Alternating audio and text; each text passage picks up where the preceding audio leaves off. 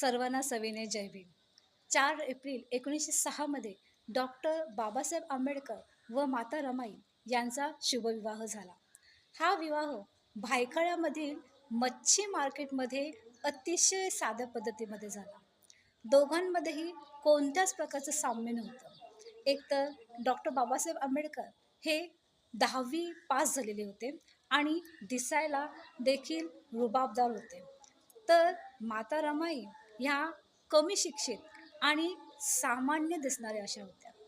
त्याचप्रमाणे त्यांचा विवाह हा घरच्यांनी ठरवला होता.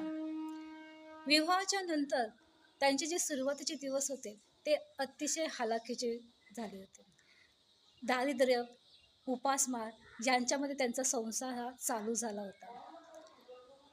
त्याचप्रमाणे डॉक्टर बाबासाहेब आंबेडकर हे परदेशामध्ये शिकण्यासाठी देखील गेले होते, पण त्यांचा जो संवाद होता तो पत्राद्वारे आपल्याला दिसून येतो. डॉक्टर बाबासाहेब आंबेडकर हे माता रमाईंना रामो असं बोलत असतात. त्यांच्या पत्रामध्ये एकमेकांबद्दल प्रेम, जिव्हाळा हा दिसून येतो. सांगायचं तात्पर्य म्हणजे ही माहिती सगळ्यांनाच माहिती आहे, पण मला असं वाटतं की आजची जी पिढी आहे त्यांना आपला जोडीदार निवडण्याची संधी आत्ता दिली जाते. त्याचप्रमाणे जर लग्न आहे त्याचा जो थाट आहे त्याच्यावर असंख्य पैसा हा उधळला जातो.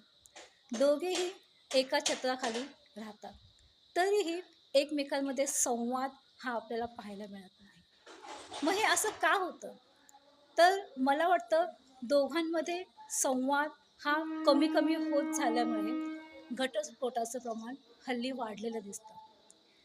माणूस एकत्र जरी नसेल राहिला, पण मनाने तो एकमेकांच्या जवळ हवा.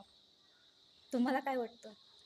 त्याच्यामुळे काय झालं की आंबेडकर याचप्रमाणे महात्मा फुले यांचे विवाह आणि आता इतर देशांचे विवाह हे बरेच काळ टिकून राहिलेले आहेत. आणि हल्लीची पिढी काय करते? बरोबर आहे ना? धन्यवाद.